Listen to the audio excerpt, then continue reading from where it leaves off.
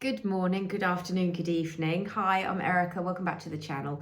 And as it's December, we are continuing with the Christmas theme, which is why I am wearing a ridiculous Christmas jumper again.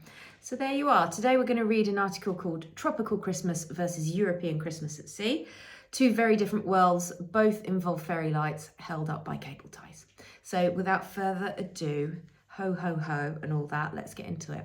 So Christmas on land is predictable. You know what you're getting: James Bond films, questionable jumpers, and arguments over the gravy.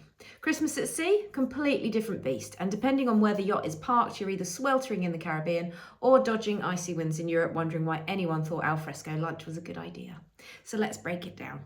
A tropical Christmas, sand, sea, and suspiciously sweaty Santa hats.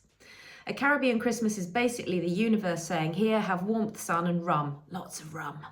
The vibe: it's hot, it's bright, everything smells like sunscreen, coconuts, and the faint panic of the chef trying to stop the chocolate truffles from melting. Crew are in festive outfits that make absolutely no sense in 30 degrees. Guests are in swimwear, accessorised with designer Santa hats. Someone is always asking, do you think the beach bar will play carols? Unfortunately, the answer is yes.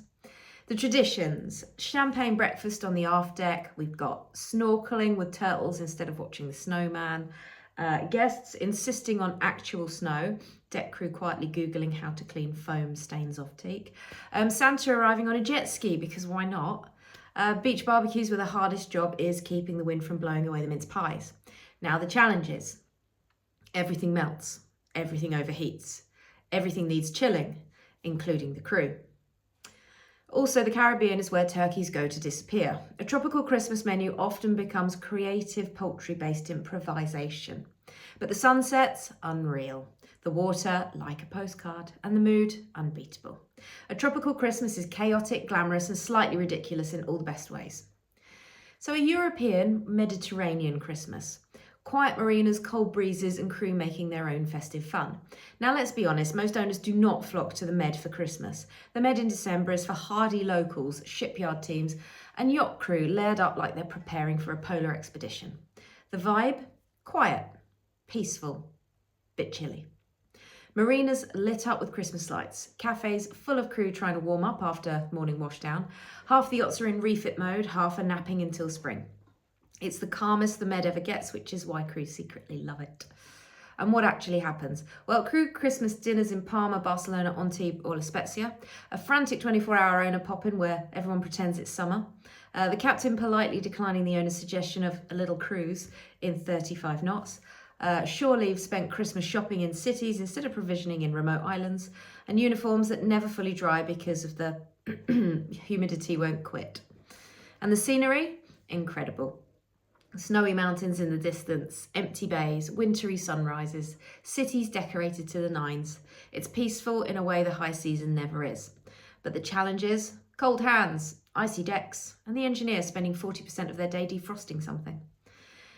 But crew do get the rare gift of breathing, and that alone makes a Med Christmas feel special in its own quiet way.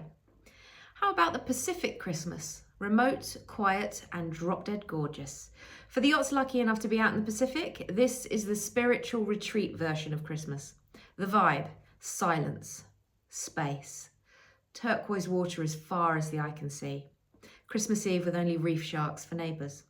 It's peaceful in a way no Caribbean anchorage in December will ever be.